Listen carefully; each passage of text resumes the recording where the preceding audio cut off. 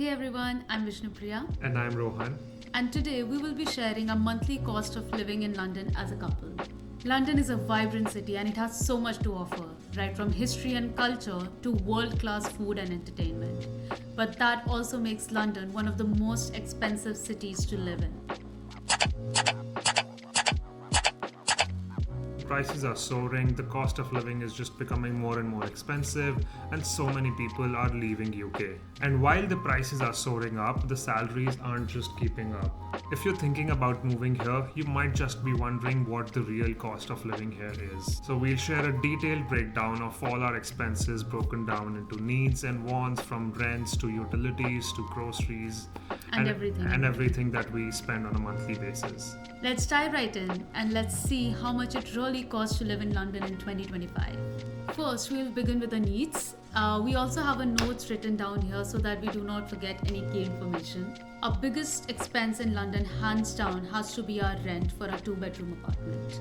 Now, a 1-bedroom apartment typically costs anywhere between 1,500 and 2,500 a month, while a 2-bedroom flat can range from 1,800 to 3,000 a month, depending, of course, on the area. Now, London is divided into 9 zones, and the zone in which you live in plays a big role in how much expensive your apartment can be. In addition to the zone, it also depends on which area of London you're living in. For example, West London tends to be more expensive than East London. If you're open to a longer commute to Central London, then living in Zone 3 or Zone 4 can save you £500 a month. We personally pay about £2,700 a month for a 2-bedroom apartment, and our apartment is in a Zone 2 area in London. Our Wi-Fi is included in the rent. On top of the rent, we also pay council tax, which is about £160 per month, and then we pay between £150 to £200 per month on utilities, depending on the season. So we pay around £40 for water, £60 for heating, and £60 for electricity. Alright, now let's talk about groceries. We personally spend around £250 to £300 a month as we cook a lot at home. Of course, if you're cooking at home, your expenses are going to be much lower than doing takeaways or eating out every day. We purchase our groceries mostly from Amazon Fresh online and pick up any essentials from Waitrose or Sainsbury's nearby. Now coming to our monthly transportation cost. Now most of our transportation cost is from the public transport, which are the tubes in London. And we would hardly take Ubers. I think we would take Uber only when it is really late at night or a tube is broken or it just takes less time to commute via Uber. Having said that, our monthly expenses between us also differ because I work from office every week and then Rohan's working from home. So at the most, I would say as a household, we are spending £120 to £150 a month. A single ride within Zone 1 and 2 in London can cost about £2.8. Our last expense that we mark as a need in our life is the gym membership. We both pay individually £44 a month for that membership. I think that marks the end of all our needs. So doing a quick sum of all our needs, it comes to be around £3,300 per month. Now, coming to wants, because of course we like to treat ourselves occasionally. Now, the first one is eating out.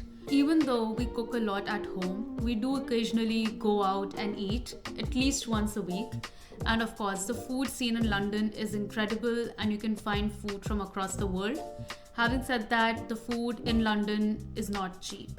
So you can easily spend between £50 to £70 between two people, and a luxurious experience could cost over £200. In Jan 2025, we spent about £340 on eating out, which also included a fancy meal.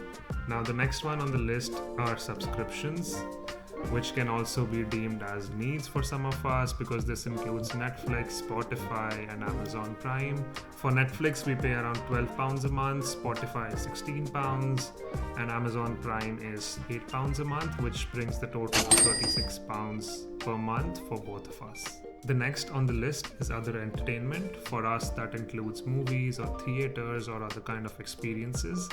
In January, we didn't really go for a theater or anything of that sort, but we did go for a Frameless show, which was an art exhibition and which costed around £40 per person. We usually also go to theater twice or thrice a year, and the theater also costs a lot. So for example, a theater could cost about £100 per person. Now coming to shopping, which in my opinion is a big want in a lot of people's lives. But Rohan and I are not big shopaholics and we don't buy a lot of luxury items. In Jan alone, I don't think we spent anything on any clothing item or a bag or anything of that sort. But we do end up buying small things of Amazon Prime that of course add up eventually. So I would say in a month we do end up spending about £100 on miscellaneous items. Okay, so in total we spend around £4,000 a month as a couple living in London. Of course, this doesn't include any travel or one-off costs such as buying a gift or even our personal expenses, which are not that much but still do add up. If you're looking to reduce your expenses, I think one of the best ways to do is through your rent. If you stay a little further away from the central London, let's say zone 3 or zone 4, you can save significantly on the rent. Okay, that's it then.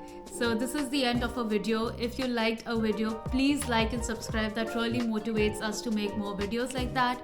If there's anything in particular that you'd like to learn about London or want us to share from our experiences, let us know in the comments below and we are happy to make another video.